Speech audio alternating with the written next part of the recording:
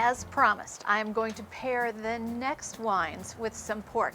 And this wine is the varietal Cabernet Franc, which is the father grape of Cabernet Sauvignon. So I hope you're gonna like this. The great thing about pork, and that's what we're gonna do now, is that it goes with pretty much everything from a white wine to a red. So today I'm gonna be making a smoked pork with a classic smoked rub.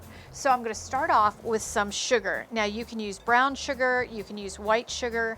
I like to use brown sugar, and this happens to be a monk fruit sweetener. I happen to have it, and I thought, well, I can use that up in this. So it's nice and sweet, delicious. I'm going to take some paprika and some pepper and some salt. I have a little bit of cayenne pepper here, and I like a cayenne in mine. It gives it a little extra kick, and it's delicious. And a little bit of dried mustard. And I have some garlic powder and some onion powder. Delicious, both delicious. And they add so much to this recipe. You can add pretty much anything you like to a rub, and I always suggest that you create rubs that you really enjoy in your family. Before I rub my pork, I want to get started on my barbecue sauce. It's so easy, and it starts off with a little pre-made barbecue sauce, but what we're going to do is add some texture to it. So I have a small can of peaches in their own syrup. Now this adds a lot of wonderful sweetness to this, but if you can't find peaches in their own syrup, you can put in an extra little tablespoon of honey or maple syrup if you like. And if you don't like peaches, well, you can leave those out and just add a little honey or maple syrup. I just like to have this peach in here because it lets me know that I have some texture, and I like texture in my food. Now next, I'm going to add some apple cider vinegar. This is just classic for any barbecue sauce. And I tend to like not only the sweet barbecue sauce that comes with that hickory smoke and ketchup, but I also really like the tartness of the vinegar. I'm going to put in some sriracha, and you can adjust this to your liking. If you are not one to like the heat in your sauce, you can leave that out. I also want to add a little bit of Dijon mustard. So it's like having everything for your picnic all in one pot. And then, just to add insult to injury here, I'm going to add a little bit of red pepper flake because I like mine spicy. So we are just going to stir that up and let it cook for a second, and then we're going to serve it on these lovely pork sandwiches. And I'm just going to taste that and make sure that I don't need salt and pepper or any extra sweetener.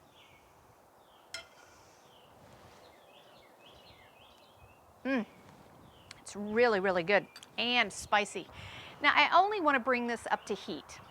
I don't want to continue to cook it. I just want to warm it a little bit. So I'm going to go ahead and turn that off.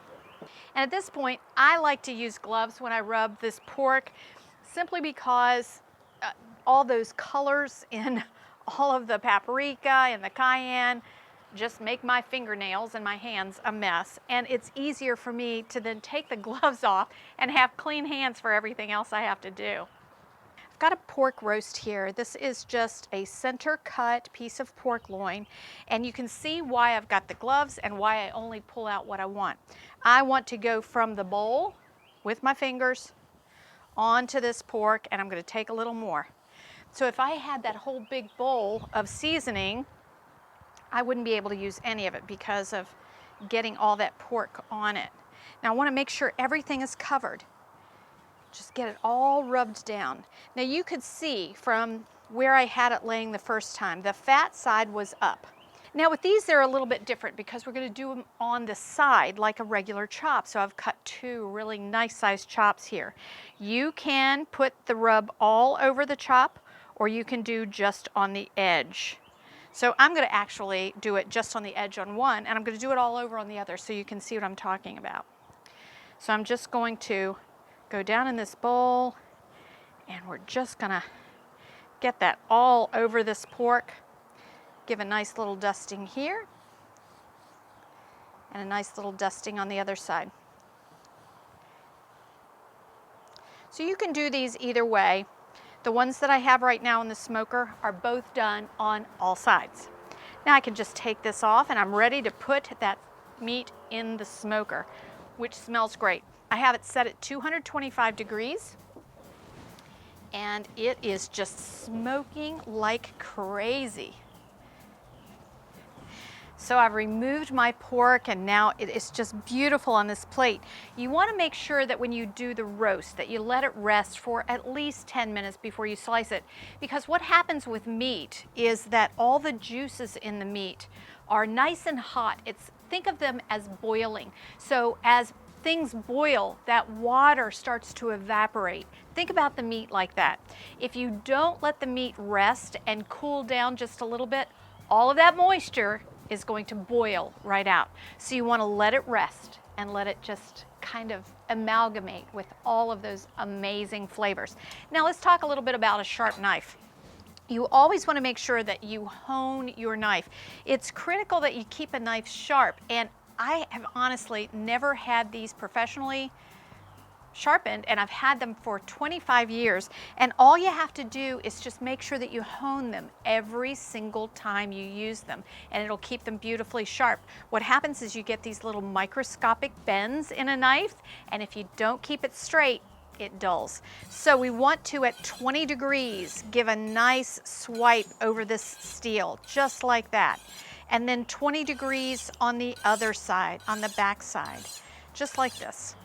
Always make sure that anytime you hone your knife, you wipe it down, and if you did it over your board, you want to wipe that down as well, because those little fibers of the metal can get in your meat. Let's take that loin roast. Oh, it's just so beautiful.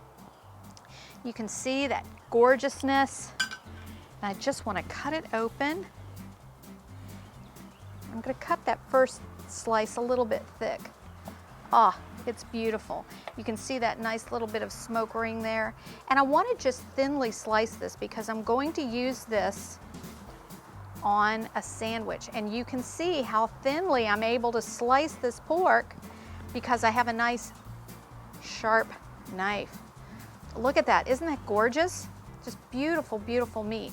Now what we're going to do is use that barbecue sauce, and we're going to serve this on a nice little bun with those typical sides, a little coleslaw and a little bit of chips. Ah, isn't that just great? I love it. I love it. Now let's take that pork chop, and I just want to show you one of these pork chops on the inside. These are just beautiful. And you want to do your pork chop a little shorter time for sure, because it's a shorter, smaller cut of meat.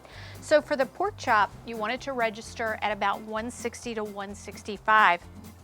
And for me, if I'm doing a pork chop like this, it takes about an hour 15 or so to do one of those. For the roast, it takes between 2.5 and 3 hours. If you're doing a larger roast, of course, it's going to take a little bit longer. And if you're smoking a pork butt or pork shoulder, make sure that you give it a good 5, 6, 7 hours to really let that fat go right into that meat, always with the fat cap up. So let me pull out some sides, and we are going to plate this up. So for this sandwich, I've selected a lighter style Cabernet Franc from France, from the Loire Valley. This one reminds me a little more of a Pinot Noir. It has a very bold flavor about it, but it's a little lighter in texture. It doesn't have quite as much body as those Cabernet Francs that we're used to drinking here in Virginia, which tend to be a bit bigger, bolder. It has to do with the stone in the ground, that flinty limestone that they have in the Loire Valley. And then we have a lot of places great limestone, but we always have a lot of clay that we have to deal with as well. Then for this bolder meat, this delicious pork chop, I've selected our Washington State wine to honor Washington State, which was featured as one of the contributors to the smoked event. And this is Sheridan Vineyard. It's absolutely wonderful, and it's a bold flavor of wine. It's got a lot of beefiness about it. It really works well with a grilled or smoked meat. It's just delightful, a bit heavier on the palate, longer finish than this one.